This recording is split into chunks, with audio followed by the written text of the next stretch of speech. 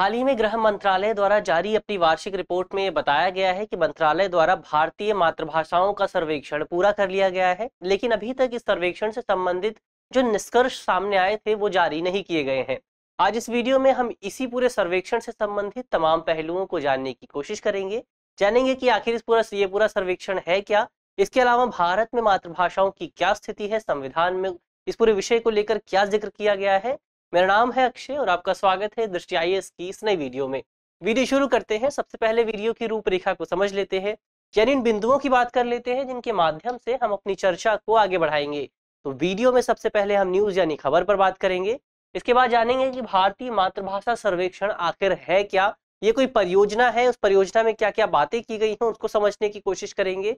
इसके अलावा इस वीडियो में हम भारत में कितनी मातृभाषाएं हैं, कितनी मदर टंग्स हैं, उन पर बात करेंगे। साथ ही मातृभाषाओं में शिक्षण का जो विषय हमेशा से चलता आ रहा है उसको भी समझने की कोशिश करेंगे। इसके अलावा वीडियो में हम संविधान में इस पूरे विषय को लेकर क्या जिक्र किया गया है उस पर बात करेंगे और एक निष्कर्ष पर भी बात करेंगे। इसके अलावा वीडियो में आपके लिए एक प्रश्न भी है, प्रश्न मेंस का है और आप 250 शब्दों में इसे लिखने की कोशिश कर सकते हैं। आज का जो पूरा वीडियो है वो सामान्य अध्ययन प्रश्न पत्र 2 से संबंधित है और आप इसे शिक्षा और भाषाई अल्पसंख्यकों से संबंधित मुद्दे जैसे खंडों से जोड़कर देख सकते हैं। चलिए वीडियो शुरू करते हैं और सबसे पहले आज की हमारी न्यूज देख लेते हैं। आज की हमारी जो न्यूज है वो इंडियन एक्सप्रेस के एक्सप्लेन्ड सेक्शन से है। हमारी खबर है mother tongue survey of India involving 576 languages is ready, what is this survey. यानी स्पष्ट तौर पर इस पूरी न्यूज में ये बात की गई है कि गृह मंत्रालय द्वारा ये जो mother tongue survey of India आयोजित किया गया था, इस परियोजना की शुरुआत की गई थी। ये परियोजना पूरी हो गई है और परियोजना में मुख्य तौर पर 576 भाषाओं को शामिल किया गया था। इस पूरी खबर में इस विषय को लेकर बात की गई है कि आखिर ये सर्वेक्षण है क्या, इसके अलावा भारत में मातृभाषाओं की क्या स्थिति है, संविधान में क्या जिक्र किया गया है, साथ ही मातृभाषाएं किसी व्यक्ति के विकास के लिए किस तरह से जरूरी हो सकती हैं उसको भी समझने की कोशिश की गई है। चलिए आगे बढ़ते हैं और आगे बढ़ने से पहले आपके लिए एक खबर भी है। दृष्टि संस्थान द्वारा आपकी तैयारी की बुनियाद को और ज्यादा मजबूत करने के लिए एक फाउंडेशन कोर्स की शुरुआत की जा रही है। ये फाउंडेशन कोर्स जो है मुख्य तौर पर 27 नवंबर से शुरू होगा और इसकी सबसे विशेष बात यह है कि ये फाउंडेशन कोर्स पूरी तरह से ऑनलाइन माध्यम से आयोजित किया जाएगा। इस पूरे कोर्स के दौरान प्रीलिम्स और मेंस दोनों को टारगेट किया जाएगा और इस पूरे कोर्स का जो एडमिशन है वो शुरू हो गया है। कोर्स की शुरुआत 27 नवंबर से होगी और आप इस पूरे विषय को लेकर, इस पूरे कोर्स को लेकर और ज्यादा जानकारी प्राप्त करने के लिए हमसे हमारे नंबर पर संपर्क कर सकते हैं। तो ये तो आपके लिए खबर हुई, आपके लिए बात हुई, आपके लिए कोर्स की बात हुई। अब आगे बढ़ते हैं और जान लेते हैं कि भारतीय मातृभाषा सर्वेक्षण आखिर है क्या। तो भारतीय मातृभाषा सर्वेक्षण गृह मंत्रालय द्वारा आयोजित एक परियोजना है। गृह मंत्रालय द्वारा शुरू की गई एक विशेष परियोजना है जिसके दौरान मुख्य तौर पर ऐसी मातृभाषाओं का, ऐसी मदर टंग्स का सर्वेक्षण किया जा रहा है जो मुख्य तौर पर पिछली 2 या 2 से अधिक जनगणनाओं में निरंतर तौर पर मौजूद रही हैं। इस पूरी परियोजना के दौरान मुख्य तौर पर 576 भाषाओं का सर्वेक्षण किया गया। ये 576 भाषाएं ऐसी भाषाएं थी जो पिछली 2 जनगणनाएं रही हैं, उन जनगणनाओं में निरंतर तौर पर इन 576 भाषाओं को रिकॉर्ड किया गया था मातृभाषा के तौर पर। और यही वजह है कि इस पूरी परियोजना के दौरान इन 576 भाषाओं का सर्वेक्षण किया गया। इस पूरी परियोजना के तहत मुख्य तौर पर चयनित भाषाओं की भाषाई विशेषताओं को भी रिकॉर्ड किया गया, क्योंकि हम जानते हैं कि प्रत्येक भाषा की कुछ विशेषताएं होती हैं, कुछ फीचर्स होते हैं और इन्हीं विशेषताओं को इस पूरी परियोजना के दौरान रिकॉर्ड करने की कोशिश की गई। इस पूरी परियोजना में मुख्य तौर पर केंद्र सरकार की 2 एजेंसी शामिल थी। पहली एजेंसी है राष्ट्रीय सूचना विज्ञान केंद्र यानी नेशनल इन्फोटिक्स सेंटर और दूसरी एजेंसी है राष्ट्रीय फिल्म विकास निगम। इस पूरी परियोजना के तहत दोनों एजेंसीज द्वारा, दोनों संस्थाओं द्वारा मिलकर ऑडियो वीडियो फाइलों में भाषाओं की विशेषता को रिकॉर्ड किया गया, यानी भाषाओं को उनकी वीडियो फाइल्स भी रिकॉर्ड की गई, उनकी ऑडियो फाइल्स भी रिकॉर्ड की गई, लोगों को बोलते हुए दिखाया गया, लोगों को बोलते हुए उनको रिकॉर्ड किया गया। इस पूरी परियोजना के तहत मुख्य तौर पर रिकॉर्ड करने का काम NFDC को दिया गया, नेशनल फिल्म डेवलपमेंट कॉर्पोरेशन को दिया गया, ताकि वो कैमरास के जरिए इस पूरे प्रोसेस को रिकॉर्ड कर सके, भाषाओं को रिकॉर्ड कर सके। इसके अलावा जब भाषाएं रिकॉर्ड हो गई तो उन भाषाओं को नेशनल इन्फोटिक्स सेंटर के डेटाबेस पर, उसके सर्वर पर, उसके आर्काइव्स पर अपलोड कर दिया जाएगा ताकि वो भविष्य में उसको संग्रहित किया जा सके, उसको रिकॉर्ड किया जा सके। तो ये तो इस परियोजना की बात हुई कि इस परियोजना में क्या क्या किया गया था। अब भारत में कितनी मातृभाषाएं हैं उन पर बात कर लेते हैं। तो आपको याद होगा कि साल 2011 में भारत में जनगणना आयोजित की गई थी। इस जनगणना में जो भाषाई डेटा एकत्र किया गया था, जो लिंग्विस्टिक डेटा एकत्र किया गया था, वो लिंग्विस्टिक डेटा सरकार द्वारा साल 2018 में जारी किया गया था, बहुत लेट जारी किया गया था। इस पूरे डेटा से हमें ये पता चला था कि भारत में 19,500 से ज्यादा भाषाएं और बोलियां ऐसी हैं जिन्हें हम मातृभाषा के तौर पर, जिन्हें लोगों द्वारा अपनी मदर टंग के तौर पर चिन्हित किया जाता है, संबोधित किया जाता है। लेकिन अब यहाँ सबसे विशेष बात ये थी कि ये जो 19,500 भाषाएं हैं, इनकी पहचान लोगों द्वारा खुद की गई थी। इसके अलावा इन 19,500 भाषाओं में कई भाषाओं में एक तरह की समानता मौजूद थी, कई भाषाएं एक ही तरह की दिखती थी, हालांकि उनमें कुछ छुटपुट अंतर मौजूद था। इसके अलावा एक विशेष बात यह भी देखी गई कि इन 19,500 भाषाओं में कई भाषाएं ऐसी थी जिनके उपयोगकर्ताओं की संख्या बहुत ज्यादा ही कम थी। तो इन्हीं तमाम तरह की समस्याओं को ध्यान में रखते हुए विशेषज्ञों द्वारा इन भाषाओं की जांच की गई और युक्तिकरण के बाद कुल 121 भाषाओं की पहचान की गई जिन्हें हम मातृभाषा के तौर पर संबोधित कर सकते हैं। अब इन 121 भाषाओं में 22 भाषाएं ऐसी हैं जिन्हें भारतीय संविधान में जिनका जिक्र किया गया है और जिन्हें हम अनुसूचित भाषाओं के तौर पर कह सकते हैं, जिन्हें हम शेड्यूल्ड लैंग्वेजेस कह सकते हैं, जिनका जिक्र भारतीय संविधान की 8वीं अनुसूची में किया गया है। इसके अलावा 99 भाषाएं ऐसी हैं जिन्हें हम गैर अनुसूचित भाषाएं कह सकते हैं। इनका जिक्र भारतीय संविधान में तो नहीं किया गया, लेकिन इन भाषाओं के उपयोगकर्ताओं की संख्या, यूजर्स की संख्या 10,000 से ज्यादा थी। इसी वजह से इन भाषाओं को विशेष तौर पर महत्व दिया गया। अब इन भाषाओं की भारत में क्या स्थिति है उस पर बात करें। सबसे पहले शेड्यूल्ड लैंग्वेजेस की बात करें तो हमने पहले ही बात की कि भारत में 22 शेड्यूल्ड लैंग्वेजेस हैं और इनके उपयोगकर्ताओं की जो संख्या है वो साल 2011 में तकरीबन 1,171 मिलियन के आसपास थी। यानी साल 2011 में भारत की तकरीबन 96.7% संख्या भारतीय संविधान में जिन 22 भाषाओं का जिक्र किया गया है उन 22 भाषाओं में से किसी एक भाषा का प्रयोग करती थी। इसके अलावा 99 गैर शेड्यूल्ड भाषाएं थी, नॉन शेड्यूल्ड लैंग्वेजेस थी। इनके यूजर्स की संख्या 2011 में 3.1% के आसपास थी। यानी 2011 में 99 नॉन शेड्यूल्ड लैंग्वेजेस के जो उपयोगकर्ता थे उनकी संख्या 37 मिलियन के आसपास थी। इसके अलावा कुछ अदर लैंग्वेजेस भी थी, कुछ अन्य भाषाएं भी थी जिनके यूजर्स की संख्या कुल जनसंख्या का 0.2% के आसपास था। यानी इनके यूजर्स बहुत ज्यादा कम थे।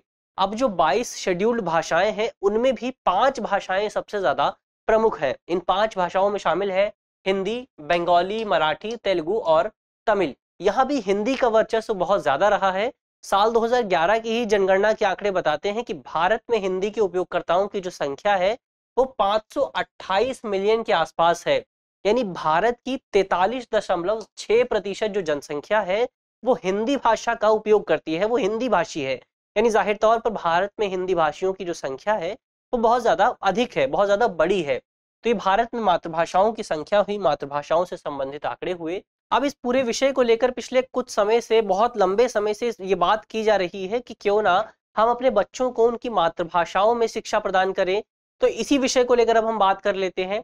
तो इसी पूरे विषय को ध्यान में रखते हुए बीते महीने भारत के शिक्षा मंत्री धर्मेंद्र प्रधान ने प्रारंभिक चरण की शिक्षा को लेकर, जो प्राइमरी लेवल का एजुकेशन होता है, उसको ध्यान में रखते हुए एक राष्ट्रीय पाठ्यक्रम फ्रेमवर्क जारी किया था, एक नेशनल करिकुलम फ्रेमवर्क जारी किया था, जिस फ्रेमवर्क में सिफारिश की गई थी कि भारत में 8 साल तक के बच्चों के लिए उनकी मातृभाषा को उनकी प्राथमिक शिक्षा का माध्यम बनाया जाना चाहिए। इसके अलावा इसमें यह भी कहा गया था कि ये जो पूरी सिफारिशें हैं वो सरकारी स्कूलों के साथ साथ निजी संस्थानों पर भी उसी तरह से लागू होंगी। यानी निजी संस्थानों में भी बच्चों को उनकी मातृभाषा में शिक्षा प्रदान की जाएगी। इसके अलावा पिछले कुछ समय में आजादी के बाद से तमाम सरकारों द्वारा अलग अलग तरह की शिक्षा नीतियां जारी की गई हैं और इन शिक्षा नीतियों में भी इस बात का जिक्र किया गया है कि बच्चों को उनकी प्रारंभिक शिक्षा उनकी मातृभाषा में ही प्रदान किया जाए। क्यों प्रदान किया जाए? क्योंकि इस पूरे विषय को लेकर कई रिपोर्ट सामने आई हैं। उदाहरण के लिए पिछले दिनों यूनिसेफ की रिपोर्ट सामने आई थी। इसके अलावा कई अन्य तरह की संस्थानों द्वारा भी कुछ रिपोर्ट्स जारी की गई है जिनमें ये बताया गया है कि जो बच्चे होते हैं वो अपनी मातृभाषा में बहुत तेजी से सीखते हैं, क्योंकि वो पहले से ही अपने घर पर अपनी मातृभाषा को सीखते हुए आ रहे हैं, तमाम चीजें सीख रहे हैं। तो ऐसे में जब उन्हें उस तरह का एनवायरनमेंट मिलता है तो वो अपनी चीजों को, अपनी तमाम तरह के जो जटिल जटिल अवधारणाएं हैं, जो कॉन्सेप्ट्स हैं, उन अवधारणाओं को बहुत तेजी से समझ लेते हैं, बहुत आसानी से समझ लेते हैं। ऐसे में प्रारंभिक स्तर पर बच्चों को उनकी मातृभाषा में शिक्षा प्रदान किया जाना एक बेहतर विकल्प हो सकता है।